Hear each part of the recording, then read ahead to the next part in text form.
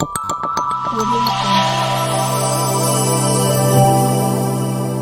Jungle.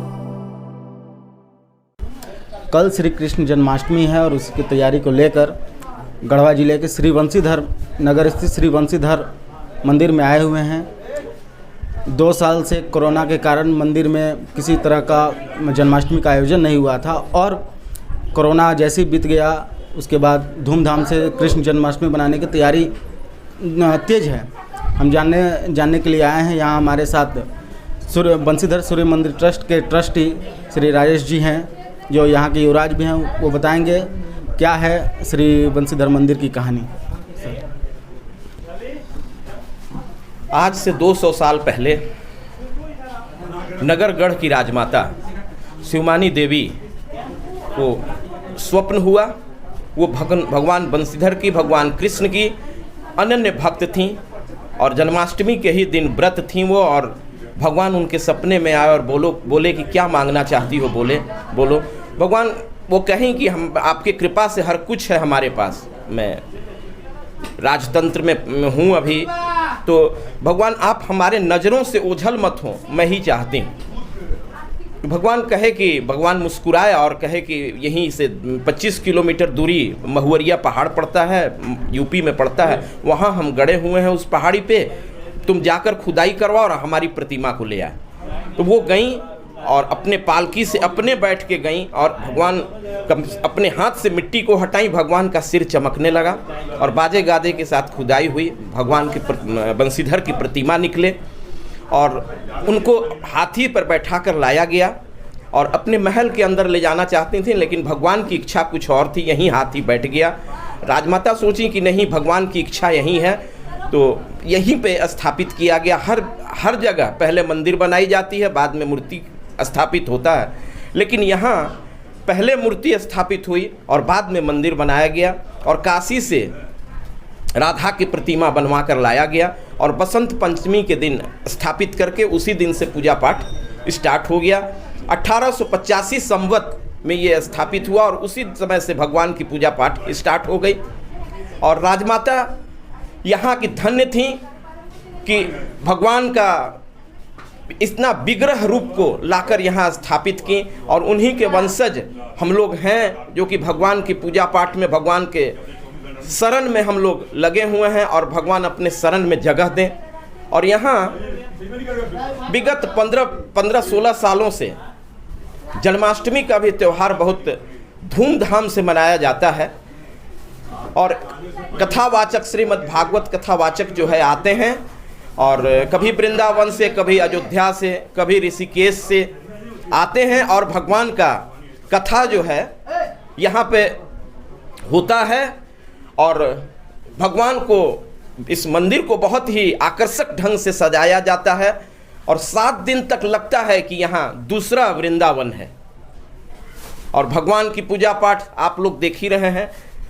भगवान का दर्शन करने बहुत दूर दूर से लोग आते हैं, कभी छत्तीसगढ़ से, कभी मध्य प्रदेश से, कभी झारखंड से।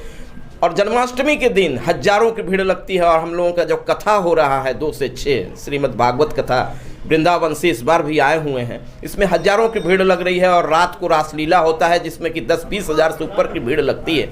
और भगवान की कृपा रहा तो हम लोग जो हैं आजीवन और हमारे बाद भी, हमारे आद औलाद भी इस श्रीमद् भागवत कथा को कराते रहेंगे।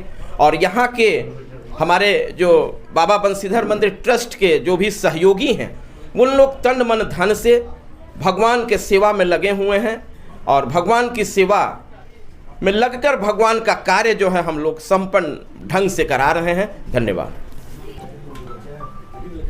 अभी आप सुन रहे थे श्री वंशीधर मंदिर के ट्रस्ट के राजेश प्रताप देव और इसके बाद सूर्य मंदिर के ट्रस्ट के सलाहकार भी हैं हमारे साथ श्री धीरेन्द्र चौबे जी।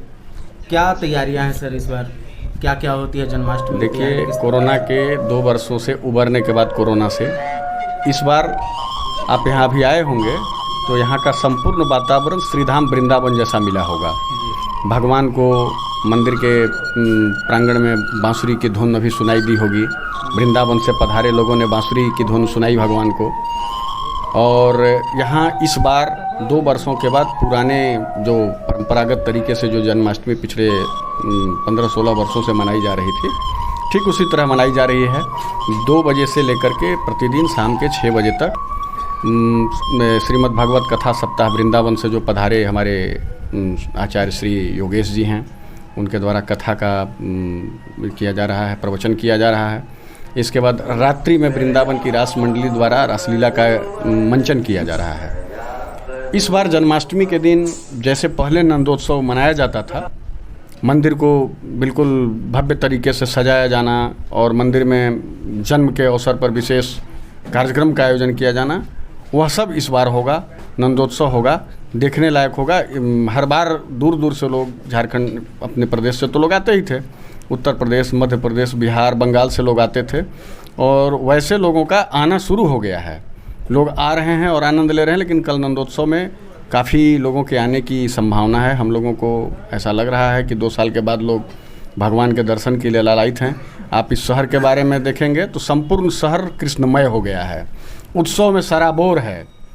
हर कोई जो है सो बस केवल कृष्णम वंदे जगत गुरु का जाप कर रहा है। स्थानीय लोग और प्रशासन का क्या सहयोग मिल पा रहा है अभी तक? स्थानीय लोग बढ़ चढ़ के तन मन धन से पूरा सहयोग कर रहे हैं।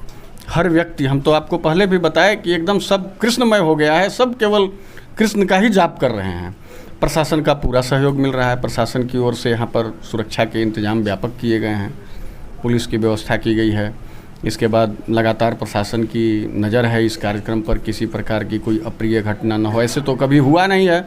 भगवान जो सबकी रक्षा करते हैं, उनकी कार्यक्रम के बारे में हम क्या रक्षा कर पाएंगे हम लोग।